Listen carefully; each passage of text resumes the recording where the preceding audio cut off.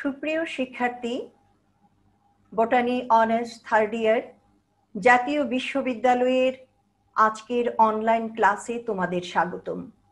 আশা করি তোমরা সুস্থ আছো, ভালো আছো। করোনাকালীন এই প্যান্ডেমিক সময়ে জাতীয় বিশ্ববিদ্যালয় থেকে যে অনলাইন ক্লাসের আয়োজন করা হয়েছে, সেখানে জেনেটিক্স কোর্সটি পড়ানোর দায়িত্বে আছি আমি, ডক্টর মহাশ্বেতা রায়, সহযোগী অধ্যাপক, উদ্ভিদ বিজ্ঞান বিভাগ, চট্টগ্রাম কলেজ, চট্টগ্রাম। আমি ইতিপূর্বে তোমাদের 3টি ক্লাস নিয়েছি। আজকে আমার চতুর্থ লেকচার।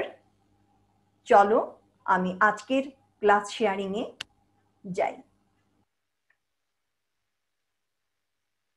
আজকের title physical and chemical basis of heredity. Physical and chemical basis of heredity অর্থ হলো বংশগতির ভৌত এবং রাসায়নিক ভিত্তি। আমরা যখন মেন্ডেলের সূত্র পড়েছি, সেখান থেকে আমরা জেনেছি যে মেন্ডেল বলেছেন বংশগতির ভিত্তি হলো এলিমেন্ট, এবং পরবর্তীতে ব্যাটসন সেটাকে ফ্যাক্টর বলেছেন এবং জোহানসন বলেছেন জিন। কিন্তু সেই সময়ে মেন্ডেলের কোনো ধারণা ছিল না যে এই এলিমেন্টগুলি কোথায় থাকে। পরবর্তীতে আমরা দেখি যে 1875 সালে স্টার্সবোর্গার ক্রোমোজোম আবিষ্কার করেন এবং উনি নিউক্লিয়াসের ভিতরে এই ক্রোমোজোম দেখতে পান। পরবর্তীতে ওয়াল্টার ফ্লেমিং উনি দেখেন যে ক্রোমোজোমগুলি রং নেয়। তখন উনি এদের নাম দেন ক্রোমাটিন, এবং উনি দেখেন যে ক্রোমাটিন কি হয়, এইরকম লম্বালম্বি ভাবে বিভাজিত হতে পারে, অর্থাৎ স্প্লিটিং হতে পারে। আর ওনারা কেউই এই ক্রোমোজোম শব্দটি কিন্তু ব্যবহার করেন নাই। 1888 সালে ওয়েলডেয়ার এই ক্রোমোজোম নাম করেন ক্রোমো, অর্থ যেটা কালার নেয়, এবং সোমা অর্থ বডি, এ থেকেই ক্রোমোজোম শব্দটি এসেছে। এবং বর্তমানে আমরা যখন তোমাদেরকে ক্লাস করাই এবং প্র্যাকটিক্যাল করাই, তখন ক্রোমোজোম এইভাবে ক্রোমোজোমগুলি দৃশ্যমান হয়। এগুলি হলো ক্রোমোজোম, কোষ বিভাজনের বিভিন্ন ধাপ। মাইটোসিস কোষ বিভাজন ফ্লেমিং 1882 সালে উনি দেখেন যে কোষের মধ্যে যে ক্রোমোজোম আছে সেগুলি সংখ্যায় অপরিবর্তিত থেকে একটি কোষ দুটি কোষে পরিবর্তিত হতে পারে। এবং 1883 সালে ব্যান্ডেন এবং হাউজার ওনারা অ্যাসকারিসের মধ্যে গ্যামেটের মধ্যে দেখেন যে হ্যাপ্লয়েড সংখ্যক ক্রোমোজোম থাকে। এই হ্যাপ্লয়েড সংখ্যক ক্রোমোজোম কিভাবে হলো সেটা ওনার জানা ছিল না, এবং স্টার্সবোর্গার উনি দেখেন যে ফ্লাওয়ারিং প্লান্ট এর মধ্যেও ওদের গ্যামেটে হ্যাপ্লয়েড সংখ্যক ক্রোমোজোম পাওয়া যায়। এই পদ্ধতিটি পরবর্তীতে ফার্মার এবং মোর একে নামকরণ করেন মিওসিস। অর্থাৎ মিওসিস কোষ বিভাজনে একটি জনন মাতৃকোষে যে ক্রোমোজোম থাকে সেখান থেকে অপত্য কোষে ক্রোমোজোম সংখ্যা অর্ধেকে পরিণত হয় এবং একটি কোষ থেকে 4টি কোষ হয়। Chromosome theory of inheritance. ক্রোমোজোমের এই যে বংশগতির উপর ক্রোমোজোম তত্ত্ব, সেটি দিয়েছেন ওয়াল্টার শাটন এবং থিওডোর ব্যাবরি 1902 সালে। আমরা আগে যেতটুকু পড়েছি সেখানে দেখেছি যে ক্রোমোজোম যে বংশগতির বাহক সেটি কেউ এখনো বলেন নাই, বা জিন ক্রোমোজোমে থাকে সেই কথাটি প্রথম যারা হাইপোথিসিসের মাধ্যমে উপস্থাপন করেন তারা হলেন এই দুইজন। এবং ওনারা বলেন জিন বংশগতির বাহক এবং ক্রোমোজোম হলো রৈখিক একটি গঠন যার মধ্যে সুনির্দিষ্ট অঞ্চলে জিন অবস্থান করে, এবং এই অঞ্চলটাকে বলা হয় লোকাস। মিওসিস বিভাজনের সময়ে জিন এবং ক্রোমোজোমের আচরণ মেন্ডেলের সূত্র দ্বারা ব্যাখ্যা করা যায়। তারপর ওনারা বললেন যে দৈহিক কোষে ক্রোমোজোম সুনির্দিষ্ট জোড়ায় অবস্থান করে। আমরা যখন মানুষের দৈহিক কোষ দেখি যে 23 জোড়া ক্রোমোজোম এবং প্রত্যেকটি জোড়ায় অবস্থান করে। এই জোড়ের একটি সেট আসে পিতা থেকে এবং অন্যটি আসে মাতা থেকে। মিওসিস বিভাজনের মাধ্যমে গ্যামেট তৈরির সময় ক্রোমোজোমের সংখ্যা হ্রাস পেয়ে অর্ধেকে পরিণত হয় এবং এই আমরা দেখি যে গ্যামেট তৈরির সময় 46টি ক্রোমোজোম মানুষের থাকে, কিন্তু 46টি ক্রোমোজোম থেকে 23টি ক্রোমোজোম গ্যামেটে আসে, যা মেন্ডেলের সূত্রের সাথে সাদৃশ্যপূর্ণ এবং একেই বলে বেভেরি-শেটন ক্রোমোজোম থিওরি। এটি একটি ছোট প্রশ্ন তোমাদের থাকে। এখন আমরা দেখি মেন্ডেলের সূত্রের সাথে কিভাবে এই ক্রোমোজোম তত্ত্বটি সাদৃশ্যপূর্ণ। মেন্ডেলের যদি একটি আমরা বৈশিষ্ট্যকে বিবেচনা করে দেখি যে রাউন্ড এবং রিঙ্কেলড অর্থাৎ গোলাকার এবং কুঞ্চিত এরকম দুটি উদ্ভিদের মধ্যে যদি সংকরায়ন করা হয় F1 প্রজন্মে সমস্ত উদ্ভিদ হয় রাউন্ড, যেটি মেন্ডেলের সূত্রে তোমরা দেখেছো। এখন এইরকম F1 থেকে F2 প্রজন্মে গ্যামেট তৈরির সময় ওরা কিভাবে আচরণ করে সেটি আমরা এর মাধ্যমে এই ছবির মাধ্যমে দেখে নিই। এইখানে F1 এ আমরা জানি যে ক্যাপিটাল আর স্মল আর দুটি এলিমেন্ট আছে মেন্ডেলের সূত্র মতো, এবং ওরা থিওডর এবং শাটন এবং বেভরি যে বলেছেন ওরা ক্রোমোজোমে থাকে, সেটি আমরা কিভাবে এখানে প্রমাণ পাই। এইখানে যখন ক্রোমোজোমের মধ্যে ক্যাপিটাল আর একটি ক্রোমোজোমে আর হোমোলোগাস ক্রোমোজোমে আরেকটিতে থাকে স্মল আর, যখন এই ওরা গ্যামেট তৈরি করে তখন তাদের মধ্যে কি হয়, এই যে রেপ্লিকেশন হয়, অর্থাৎ তখন রেপ্লিকেশন কথাটা জানা ছিল না, অর্থাৎ স্প্লিটিং হয়। স্প্লিটিং হয়ে কি হয়, ক্রোমোজোমগুলি একটি ক্রোমোজোম থেকে দুটি ক্রোমোজোম তৈরি হয়। আমরা এখানে স্পষ্টত দেখতে পাচ্ছি যে দুটি ক্রোমোজোম যে তৈরি হয়েছে প্রত্যেকটি ক্রোমোজোমের মধ্যে এলিমেন্টও কিন্তু দুটি হয়ে গেছে, অর্থাৎ ক্রোমোজোমের সংখ্যার সাথে এলিমেন্টের সংখ্যাও বিভাজিত হয়। এ থেকে বোঝা যায় যে মেন্ডেলের সূত্রের সাথে ক্রোমোজোম তত্ত্ব সাদৃশ্যপূর্ণ।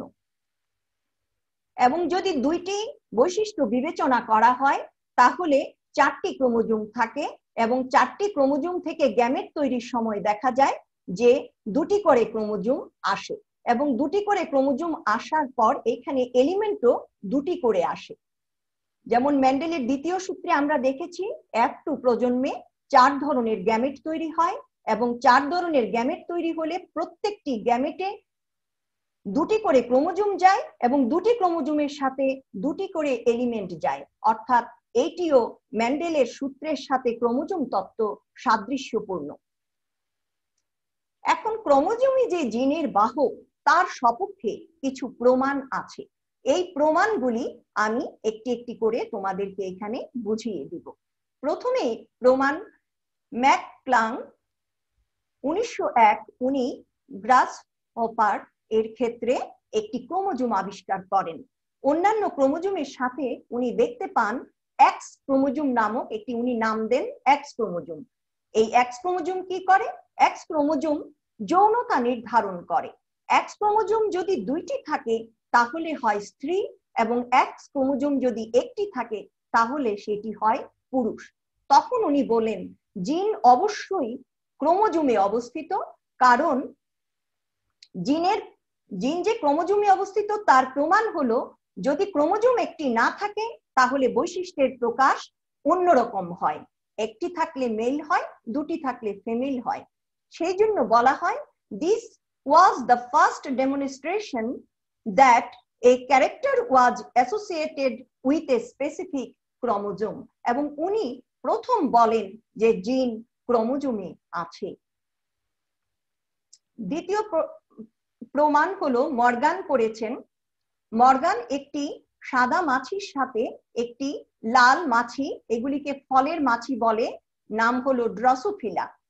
এই ড্রসোফিলার একটি বিশেষ বৈশিষ্ট্য আছে, এইটি হলো যে ড্রসোফিলা মাছি আমরা এখানে দেখতে পাচ্ছি যে একটি এক্স ক্রোমোজোম একটি ওয়াই ক্রোমোজোম এবং এইখানে স্ত্রী মাছিতে দুটি এক্স ক্রোমোজোম, অর্থাৎ মানুষের যৌনতার সাথে ওদের যৌন জননের একটি সম্পর্ক আছে। দুটি এক্স থাকলে হয় স্ত্রী, একটি এক্স একটি ওয়াই থাকলে হয় পুরুষ। কিন্তু এখানে একটি শব্দ দেখতে পাচ্ছ তোমরা, হেমিজাইগাস।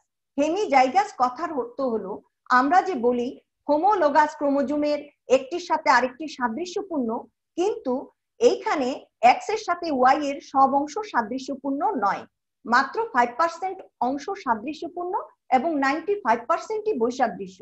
এই ধরনের ক্রোমোজোমকে বলা হয়, হোমোলোগাস ক্রোমোজোমকে বলা হয় হেমিজাইগাস। এই রকমের মধ্যে যখন সংকরায়ন করা হয়, উনি দেখলেন হলো স্ত্রী সেগুলি হলো লাল এবং যেগুলি হলো সাদা সেগুলি হলো পুরুষ ড্রসোফিলা। এইটি বলতে গিয়ে উনি বললেন, কি বললেন, যে জিন কেন ক্রোমোজোমে অবস্থিত। জিন এই কারণে উনি বললেন যে এক্স ক্রোমোজোম রিসিসিভ, কিন্তু এক্স ক্রোমোজোম রিসিসিভে সাদা বৈশিষ্ট্যটি আছে। এটি দ্বিমাত্রায় থাকলে কেবলমাত্র স্ত্রীতে প্রকাশ পায়, কিন্তু একমাত্রায় থাকলে পুরুষে প্রকাশ পায়, কারণ পুরুষে তার হোমোলোগাস কোনো অংশ নাই। সেই জন্য এই সাদা বৈশিষ্ট্যটি এক্স ক্রোমোজোমে আছে বলেই যতগুলি পুরুষ ড্রসোফিলা হয়েছে সেগুলির চোখ হয়েছে সাদা, অর্থাৎ সাদা জিনটি এক্স ক্রোমোজোমে অবস্থিত।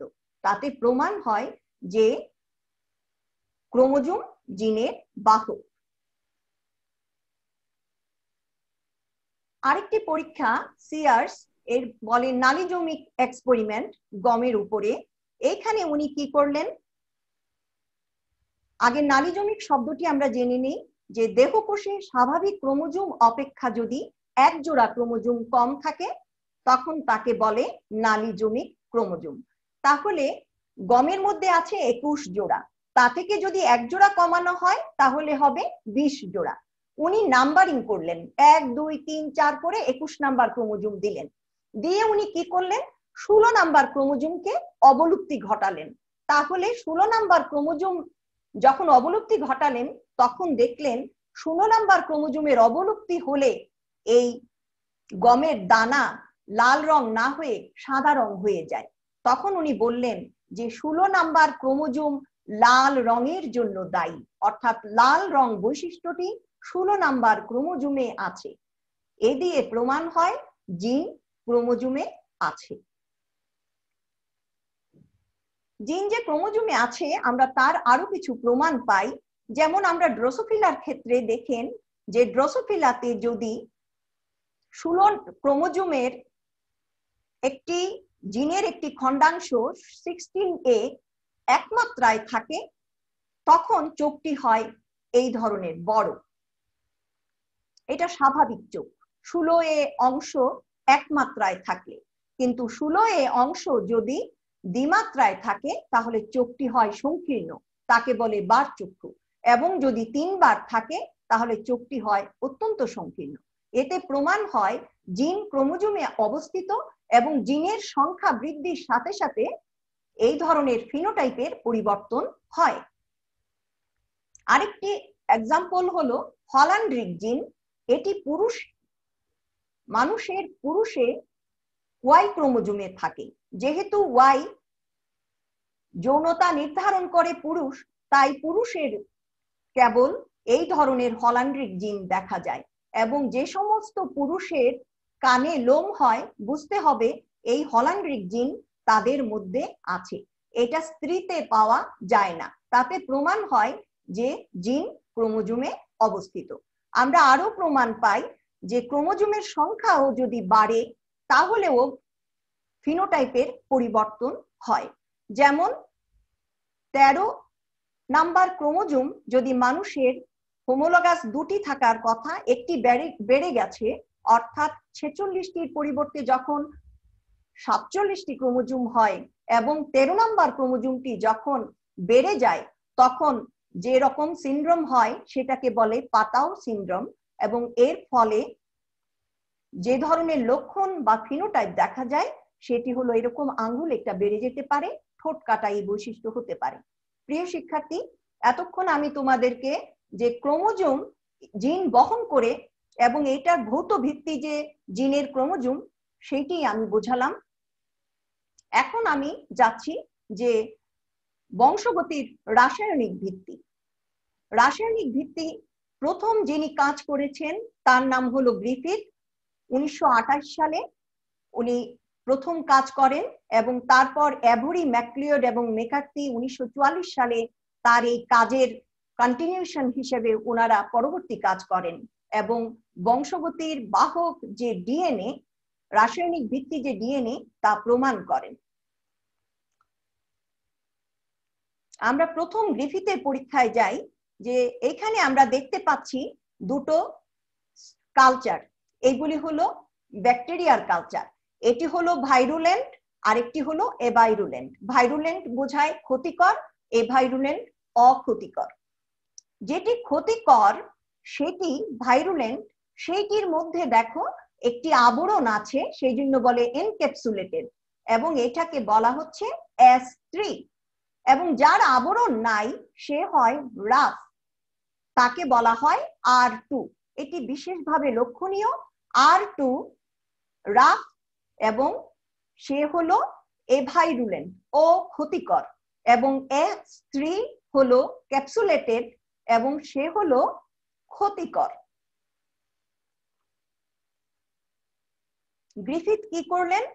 এই ধরনের নন ভাইরুলেন্ট রাফ স্ট্রেইন নিলেন, নিয়ে ইঁদুরের দেহে প্রবেশ করিয়ে দেখলেন ইঁদুর বেঁচে আছে, তার মানে এটা কোনো ক্ষতি করে নাই। তারপর স্মুথ স্ট্রেইন, স্মুথ হলো S3, এটা ভাইরুলেন্ট। এটি ইঁদুরের দেহে প্রবেশ করিয়ে দেখলেন যে ইঁদুর মারা যায়। কেন মারা যায়? কারণ নিউমোনিয়াতে আক্রান্ত হয়ে ইঁদুর মারা যায়। তারপর হিট কিল্ড করলেন এই স্মুথ স্ট্রেইনটিকে, ভাইরুলেন্টটিকে তাপ দিয়ে মেরে ফেললেন। মেরে ফেলে যখন ইঁদুরের দেহে দিলেন, দেখেন যে ইঁদুর মরে না, অর্থাৎ তাপে ক্ষতিকরটি নষ্ট হয়ে যায়, তাই সে মরে না। তখন উনি কি করলেন? এই তাপ দেওয়া নষ্ট হয়ে যাওয়া ভাইরুলেন্টের সাথে যে নন ভাইরুলেন্ট বা অ্যাভাইরুলেন্ট রাফ স্ট্রেইন আছে, দুটোকে একসাথে মিশিয়ে ফেললেন। মিশিয়ে উনি ইঁদুরের দেহে প্রবেশ করালেন। ওনার ধারণা ছিল যেহেতু তাপে বিনষ্ট হয়ে গেছে ভাইরুলেন্ট, কাজেই এইখানে ইঁদুরটি হয়তো বেঁচে থাকবে। কিন্তু উনি লক্ষ্য করলেন ইঁদুরটি মারা গেল। তখন ওনার ধারণা হলো যে এইখানে কিছু একটি পরিবর্তন হয়েছে। সেই পরিবর্তনটি কি হয়েছে, কিসের দ্বারা হয়েছে, সেইটি তিনি বলতে পারলেন না। কিন্তু উনি বললেন যে তাপ দ্বারা বিনষ্ট S3 জাতে এমন কিছু বস্তু আছে যা R2 কে কোষের বাহিরে পলিস্যাকারাইডের আবরণী নির্মাণ করে এবং একে S3 তে রূপান্তরিত করে। অর্থাৎ উত্তাপ দ্বারা বিনষ্ট S3 R2 র প্রাচীরে বাইরের দিকে একটা আবরণ তৈরি করে একে S3 তে রূপান্তরিত করতে পারে, এবং একে নাম দিলেন ট্রান্সফরমেশন। কিন্তু এই রূপান্তর কিসের কারণে হয়, ডিএনএ এর মাধ্যমে হয়েছে কিনা তা তিনি তার ধারণায় ছিল না। এই পরীক্ষাটি পরবর্তীতে আমরা দেখি যে এই পরীক্ষাটি করেছেন অ্যাভরি, ম্যাকলয়েড এবং মেকার্থি 1944 সালে। ওনারা প্রথম এই হিট কিল করা যে ভাইরাস, হিট কিল করা যে ব্যাকটেরিয়া, সেই ব্যাকটেরিয়ার কোষ থেকে ওনারা লিপিড এবং সুগার, এই ছবিতে দেখো যে একটি ব্যাকটেরিয়ার কোষে অনেক কিছুই আছে, লিপিড আছে, সুগার আছে, তারপরে প্রোটিন আছে, ডিএনএ আছে, আরএনএ আছে। ওনারা শুধু লিপিড আর সুগারকে এই মৃত এই কোষ থেকে এগুলি অপসারণ করেন, করে এগুলি একটি সলিউশন তৈরি করেন, করে তিনটি ভাগ করেন। এই তিন ভাগের এক ভাগে উনি কি করেন, এক ভাগে এমন একটি এনজাইম মিশান যাতে এখানে প্রোটিন অংশটি নষ্ট হয়ে যায়। এইখানে অ্যাড করেন আরএনএস, যেন আরএনএ নষ্ট হয়ে যায়, আর এইখানে অ্যাড করেন ডিএনএস, অর্থাৎ ডিএনএ নষ্ট হয়ে যায়। এখানে বুঝতে হবে এইখানে প্রোটিন নাই, এইখানে আরএনএ নাই, এইখানে ডিএনএ নাই, এই তিনটি ভাগ করেন এবং প্রত্যেকটি ভাগের মধ্যে উনি অ্যাড করেন আর সেল। আর সেল তিনটার মধ্যে অ্যাড করার পর ওনারা লক্ষ্য করেন যেখানে ডিএনএ নাই সেইখানে S3 তৈরি হয় নাই এবং বাকি দুই জায়গায় S3 তৈরি হয়েছে। তা থেকে প্রমাণ হয় যে ডিএনএ R2 কে S3 তে রূপান্তরিত করে। তার জন্য ওনারা আরেকটি পরীক্ষা করেন। সেই পরীক্ষায় ওনারা এই হিট কিল্ড করা নিউমোকক্কাস ব্যাকটেরিয়ার স্ট্রেনকে এইভাবে কয়টি ভাগ দেখো, 5টি ভাগ করেন এবং যে জায়গায় যে নামগুলি দেখতে পাচ্ছ তোমরা সেটি দিয়ে বোঝায় যে সেই ভাগের মধ্যে সেই জিনিসটি নাই, অর্থাৎ পলিস্যাকারাইড এই জায়গায় নাই, বাকি অন্য 4টি আছে। এই জায়গায় প্রোটিন নাই এই টিউবে, বাকি এইগুলি ছাড়া 3টি আছে। এই জায়গায় লিপিড নাই, তেমনি এই জায়গায় ডিএনএ নাই, আর বাকি 4টি আছে। এইরকম ভাগ করার পর প্রত্যেকটা টেস্ট টিউবের ভিতর ওনারা R3 স্ট্রেইন দেন, R2 স্ট্রেইন দেন। যখন দেওয়া গেল দেখা গেল কি যে এই জায়গা থেকে নিয়ে ইঁদুরের দেহে প্রবেশ করালে ইঁদুর মারা যায় এবং প্রত্যেকটি জায়গায় ইঁদুর মারা যাচ্ছে। শুধুমাত্র যেখানে ডিএনএ নাই সেই জায়গায় ইঁদুরটি মরছে না। তাহলে বোঝা যায় যে ডিএনএ এই R2 কে S3 তে রূপান্তরিত করে, কারণ প্রত্যেকটি জায়গায় ডিএনএ ছিল, তাই R2 S3 তে রূপান্তরিত হয়েছে, মারা গিয়েছে। এইখানে ডিএনএ শুধু নাই, তাই R2 S3 তে রূপান্তরিত হতে পারে নাই, তাই এই ইঁদুরটি বেঁচে আছে। এ থেকে ওনারা কি সিদ্ধান্ত নেন? ওনারা প্রস্তাব করেন যে রূপান্তরকারী দ্রব্যটি ডিএনএ, যা R2 কে S3 তে রূপান্তরিত করে এবং ইহা বংশানুসৃতির জন্য দায়ী, অর্থাৎ ডিএনএ বংশগতির বাহক। এবং এই জায়গা থেকে কিন্তু এই প্রশ্নটি পরীক্ষায় থাকে যে ডিএনএ যে বংশগতির বাহক তার একটি উৎকৃষ্ট প্রমাণ বর্ণনা করো। তখন এই অ্যাভরি, ম্যাকলয়েড আর ম্যাকার্থি পরীক্ষাটি দিতে হয়। এখন আমরা ডিএনএ যে বংশগতির বাহক সেটির আরেকটি প্রমাণ দেখি হার্শে এবং চেজ 1952 সালে। এখানে তোমরা জানো যে T2 ফাজ এটা ব্যাকটেরিয়াকে আক্রমণ করে এবং ব্যাকটেরিয়ার দেহে সংখ্যা বৃদ্ধি করে। এখন তোমরা জানো, কিন্তু সেই সময়ে হার্শে এবং চেজ ওনারা কি করেন, এই তাদের লাইফ সাইকেল দেখেন যে এই ব্যাকটেরিয়ার দেহে এই ভাইরাসটি কত সময়ে সংখ্যা বৃদ্ধি করে প্রচুর ভাইরাস তৈরি করার মাধ্যমে বের হয়ে আসে। তখন কোন জিনিসটি বংশগতির জন্য ব্যবহৃত হয় সেটি প্রমাণ করার জন্য ওনারা রেডিও অ্যাক্টিভ সালফার দিয়ে এর প্রোটিন অংশকে লেবেল করেন, অর্থাৎ সালফার দিয়ে প্রোটিনকে লেবেল করা যায় রেডিও অ্যাক্টিভ সালফার দিয়ে, কারণ সালফার হলো প্রোটিনের অংশ।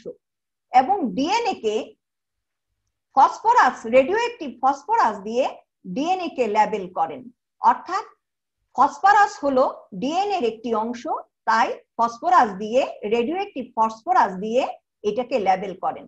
তারপরে যখন ব্যাকটেরিয়াকে আক্রমণ করান কালচার মাধ্যমে, দেখেন যে রেডিও অ্যাক্টিভ সালফার লেবেল কোষের বাইরেই পড়ে আছে, অর্থাৎ প্রোটিন কোডটি বাইরেই পড়ে আছে, এইখানে ভিতরে প্রবেশ করে নাই। এবং এইখানে দেখা গেল যে ফসফরাস যে লেবেল করা রেডিও অ্যাক্টিভ, সেই ফসফরাসটি ভিতরে প্রবেশ করেছে, অর্থাৎ ডিএনএ, ভাইরাসের ডিএনএ এই ব্যাকটেরিয়ার কোষে প্রবেশ করেছে। এটির আরো একটি প্রমাণ ওনারা করেন, এইটা আগের মতোই। এইখানে দেখা গেল যে ভাইরাসের প্রোটিন কোডটি বাইরে পড়ে আছে, ভিতরে প্রবেশ করে নাই। আর এইখানে বোঝালো যে এইখানে ভাইরাসের ডিএনএটি ব্যাকটেরিয়ার কোষে প্রবেশ করেছে। এইখানে ওনারা কি করলেন, phase grown with radio active sulphur, অর্থাৎ এই ব্যাকটেরিওফাজকে এইখানে গ্রো করালেন, ব্যাকটেরিয়া এবং ভাইরাসকে গ্রো করানোর পর এইখানে তোমাদেরকে বুঝতে হবে যে ব্যাকটেরিয়া এবং ভাইরাসকে এইটা হলো সেন্ট্রিফিউজ মেশিন। এই মেশিন দিয়ে কি করা যায়, সেপারেশন করা যায়। অর্থাৎ ব্যাকটেরিয়া হলো হালকা ভারী, সেটা নিচে থাকে, এবং ভাইরাস হলো হালকা, সেটি উপরে থাকে। ওনারা যখন এই এই এই এই জায়গায় সালফার রেডিওঅ্যাক্টিভ থেকে নিয়ে ব্যাকটেরিয়া এবং ভাইরাসকে আলাদা করলেন, তখন দেখলেন যে নিচের যে ব্যাকটেরিয়ার অংশ, সেই জায়গায় এই সালফার অংশটি আসে নাই।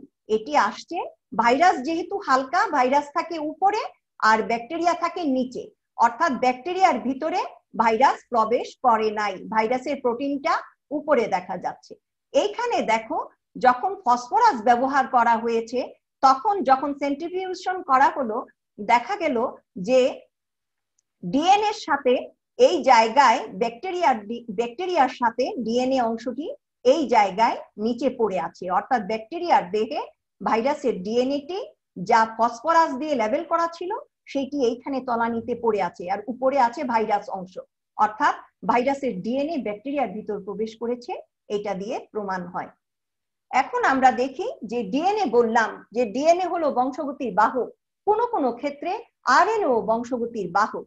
এবং গ্রিয়ার এবং স্ক্রেম ওনারা কি করলেন, 1856 সালে ওনারা টোবাকো মোজাইক ভাইরাস, যা তামাকে রোগ তৈরি করে, তার জীবাণুকে নিয়ে তার আরএনএ কে আলাদা করলেন এবং প্রোটিন অংশকে আলাদা করলেন। প্রোটিন দিয়ে দেখলেন যে তামাক গাছে কোনো রোগ হয় না, কিন্তু আরএনএ দিয়ে দেখলেন তামাক গাছে রোগ হয়। তা থেকে প্রমাণ হয় যে এই আরএনএ যেহেতু রোগ তৈরি করে, এবং সেই রোগ তৈরি হওয়া মানে সে সংখ্যায় বাড়ে, তাহলে এই আরএনএ হলো বংশগতির বাহক। এটির আরো একটি সুন্দর উদাহরণ এবং পরীক্ষা আছে, যেটি আমরা দেখি যে, দেখো এখানে যে গ্রিয়ার, এখানে আমরা দেখি গ্রিয়ার এবং শ্রাম ওনারা টোবাকো মোজাইক ভাইরাসের দুটি স্ট্রেন নেন। এটি একটু ভালো করে বুঝো। স্ট্রেন এ, স্ট্রেন বি দুটোই তামাকে রোগ তৈরি করে, কিন্তু একটি এ স্ট্রেন একটি কালার দিয়ে, এটি আরেকটি কালার দিয়ে বোঝানো হয়েছে।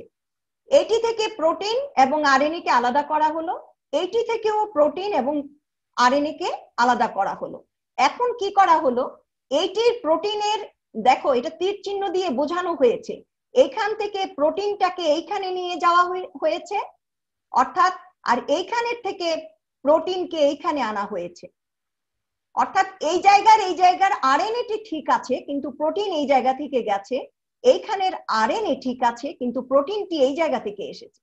এরকম করে যখন ভাইরাস তৈরি করে ওনারা তামাক গাছকে আক্রমণ করলেন, তখন দেখলেন যে প্রোটিনটি যদিও অন্য জায়গা থেকে নেওয়া হয়েছে, কিন্তু তার যে লক্ষণ, তা টিএমবি বি যে ধরনের লক্ষণ তৈরি করে, তার প্রোটিনটিকে চেঞ্জ করার পরও সে একই লক্ষণ প্রকাশ করে।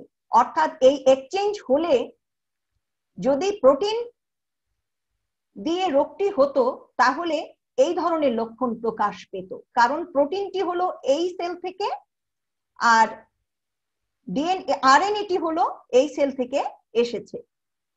এ থেকে প্রমাণ হয়, আবার ঠিক অনুরূপ ভাবে এইখানেও উপরের ইয়েতেও আমরা দেখতে পাই যে এই এক্সচেঞ্জের ফলে এইখানে যে সিমটম দেখা গিয়েছে তামাক গাছে, সেইটি টিএমবি এর মতো। অর্থাৎ এই জায়গার প্রোটিন এখানে স্থানান্তরিত হলেও প্রোটিনের রোগ তৈরির ক্ষেত্রে কোনো ভূমিকা নাই।